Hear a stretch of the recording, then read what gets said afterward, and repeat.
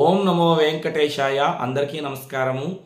చాలామంది మన ఛానల్ సభ్యులు గురువుగారు వసంత నవరాత్రుల గురించి ఒక వీడియో చేయండి, వసంత నవరాత్రుల గురించి మాకు చెప్పండి, మీరు చెప్తే వినాలని ఆశగా ఉంది అని అడుగుతూ ఉన్నారు.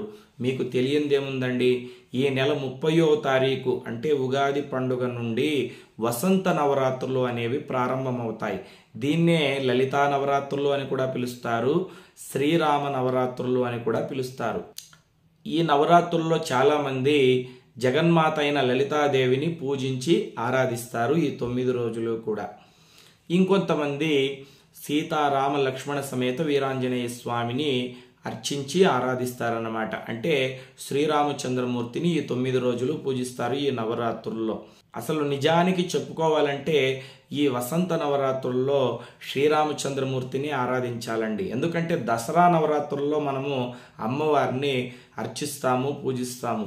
కానీ ఇప్పుడు చైత్రమాసంలో వచ్చేటువంటి నవరాత్రుల్లో శ్రీరామచంద్రమూర్తిని అర్చించి ఈ 9 రోజులు కూడా పూజించినట్లయితే సకల దేవతల అనుగ్రహము కలుగుతుంది. రామానుజుల వారు, భక్త పోతనామాధ్యుల వారు, తులసీదాసు, రామదాసు, త్యాగరాజు వీళ్ళందరూ కూడా ఈ వసంత నవరాత్రుల్లో శ్రీరామచంద్రమూర్తిని పూజించి అర్చించి వారు మోక్ష సామ్రాజ్యాన్ని పొందారు. కాబట్టి ఈ 9 రోజులు కూడా పూజ గదిలో ఒక సీతారాముల చిత్రపటం పెట్టుకోండి. ప్రతినిత్యము స్నానం చేసుకోండి. పురుషులైతే తల స్నానం చేసుకోండి, స్త్రీలైతే మామూలు స్నానం చేసుకొని చక్కగా రాముల వారి చిత్రపటం ముందర ఆవు నేతితో కావచ్చు, నువ్వుల నూనెతో కావచ్చు దీపాలు వెలిగించి ఆ సీతారాముల చిత్రపటాన్ని తులసి దళాలతో, పూలతో పూజించండి. మీ ఇంట్లో రామ పరివారం ఉందనుకోండి, అంటే సీత, రామ, లక్ష్మణ, ఆంజనేయ స్వామి విగ్రహాలు ఉందనుకోండి, ఆ రామ పరివారానికే మీరు చక్కగా పూజ చేసుకోవచ్చు. ప్రతినిత్యము నైవేద్యం పెట్టాలా?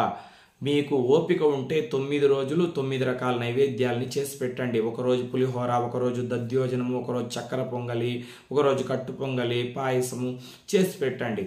మీకు శక్తి లేదనుకోండి, ప్రతినిత్యము ఒక బెల్లం ముక్క నైవేద్యం పెట్టండి, లేదా 2 అరటిపళ్ళు నైవేద్యం పెట్టండి, లేదా 2 ఖర్జూర పళ్ళు నైవేద్యం పెట్టండి. మీ శక్తి కొద్దీ భక్తి, మీ స్థాయిని బట్టి మీరు నైవేద్యాన్ని పెట్టి భగవంతుణ్ణి ఆరాధించుకోవచ్చు. చక్కగా 2 అగరబత్తీలు వెలిగించి ఆ సీతారాముల చిత్రపటాన్ని పూజించి చక్కగా స్వామివారికి నైవేద్యాన్ని సమర్పించి హారతి, మీకు వచ్చేటువంటి స్తోత్రాలు చదువుకోండి.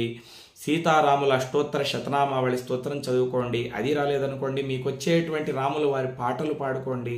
అసలు ఏమీ రాకపోతే శ్రీరామ రామ రామేతి రమే రామే మనోరమే సహస్రనామ తస్తుల్యం రామనామవరాననే, లేదంటే ఆపదామపహర్తారం ధాతారం సర్వసంపదాం లోకాభిరామం శ్రీరామం భూయో భూయో నమామ్యహం. ఏమిటండి ఈ శ్లోకాలకు అర్థము? మొదటి శ్లోకాన్ని గనక మనం చదివినట్లయితే విష్ణు సహస్రనామ స్తోత్రం చదివినటువంటి ఫలితం వస్తుందని పరమేశ్వరుడే పార్వతీదేవితో చెప్పి ఉన్నాడు. ఇక 2వ శ్లోకానికి అర్థం ఏమిటంటే ఆపదామపహర్తారం ధాతారం సర్వసంపదాం, అంటే మన అన్ని ఆపదల్ని తొలగించి సర్వ సంపదల్ని మనకు అనుగ్రహించి మనల్ని రక్షిస్తాడు శ్రీరామచంద్రమూర్తి.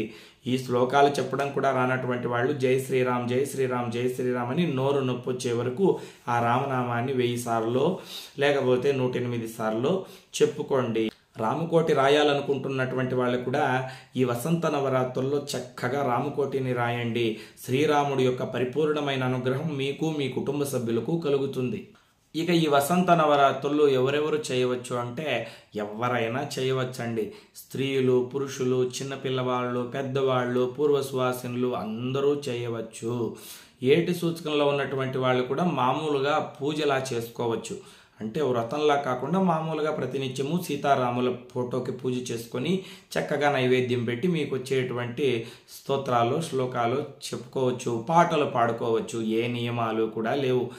ఎందుకంటే సీతారాములు వాళ్ళు గృహస్థులు, శుద్ధ సాత్విక స్వరూపులు. మనలాంటి వారందరినీ అనుగ్రహించడానికి వారు సర్వకాలములందు సిద్ధంగా ఉంటారన్నమాట. మనం ఏమైనా చిన్న చిట్కా తప్పులు చేసినా కూడా ఆగ్రహించరు. ఇప్పుడు ప్రత్యంగిరా పూజ, ధూమావతి పూజ, వారాహి పూజ, భద్రకాళి దేవి పూజ ఇవన్నీ చేసేటప్పుడు ఎక్కువ నియమనిష్టల్ని పాటించాలి. మనం ఏమైనా తప్పులు చేస్తే వెంటనే మనకు శిక్ష పడుతుంది. కానీ మన ఇంట్లో శ్రీరామచంద్రమూర్తిని పూజించేటప్పుడు ఏవైనా తెలుసో తెలియకుండా చిన్న తప్పులు జరిగినా కూడా శ్రీరామచంద్రమూర్తి ఆయన క్షమించేస్తాడు. ఎందుకంటే ఆయన కరుణా సముద్రుడు కాబట్టి. రామాయణం మనం చూసినట్లయితే శత్రువు తమ్ముడు ఒక రాక్షసుడు వచ్చి కాళ్ళు పట్టుకుంటే కూడా రాముల వారు అభయం ఇచ్చి అతన్ని లంకా నగరానికి రాజును చేశాడనమాట, విభీషణుణ్ణి. అలా శత్రువైన రాక్షసుడైన ఆయన పాదాలను పట్టుకుంటే ఆయన సర్వకాల సర్వస్తులందు రక్షించడానికి సిద్ధంగా ఉంటాడు. కాబట్టి ఈ వసంత నవరాత్రుల్లో మీ ఇంట్లో చక్కగా శ్రీరామచంద్రమూర్తి ఫోటో పెట్టుకొని హాయిగా పూజ చేసుకోండి. ఈ 9 రోజులు మద్యము మాంసము పూర్తిగా నిషేధించండి. అదేవిధంగా మీ దగ్గరలో రామాలయం ఉంటే ఆ రామాలయానికి వెళ్ళి చక్కగా చీపురు తీసుకొని ఆ దేవాలయం అంతా చెత్త ఊడవండి, అలికి ముగ్గులు పెట్టండి, స్వామివారి దేవాలయానికి ప్రదక్షిణ చేయండి, కుదిరితే అక్కడ రామనామాన్ని 108 సార్లు జపించండి.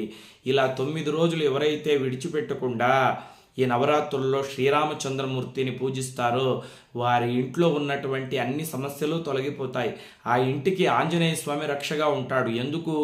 ఎత్ర ఎత్ర రఘునాథ కీర్తనం తత్ర తత్ర కృతమస్తకాంజలిం బాష్పావారి పరిపూర్ణలోచనం మారుతి నమత రాక్షసాంతకం. ఎక్కడ శ్రీరాముణ్ణి స్మరిస్తూ ఉంటారో, ఆయన కీర్తనలు పాడుతూ ఉంటారో, ఆయనను పూజిస్తూ ఉంటారో అక్కడే ఆంజనేయ స్వామి వారు కూడా ఉంటారు. ఆంజనేయ స్వామి వారు ఉన్నటువంటి చోటికి దుష్ట శక్తులు ప్రవేశించలేవు. మనకు అన్ని పనుల్లోనూ విజయం చేకూరుతుంది. మన కుటుంబము వృద్ధిలోకి వస్తుంది. ఇది పరమసత్యం. నమ్మి చేయండి, భగవంతుడి అనుగ్రహం తప్పకుండా కలుగుతుంది. అదేవిధంగా రామాయణం చదవాలి అని ఎవరైనా అనుకుంటున్నటువంటి వాళ్ళు ఉంటే వాల్మీకి రామాయణం పుస్తకం తెప్పించుకొని ఈ వసంత నవరాత్రుల్లో మీ పూజా గదిలో పెట్టి చక్కగా తులసీ దళాలతో పూజించి రామాయణం చదవడం ప్రారంభించండి. మీ కుటుంబం వృద్ధిలోకి వస్తుంది. ఆ సీతారాముల యొక్క పరిపూర్ణమైన అనుగ్రహం మీకు కలుగుతుంది. లోకా సమస్తా సుఖినో భవంతు. స్వస్తి.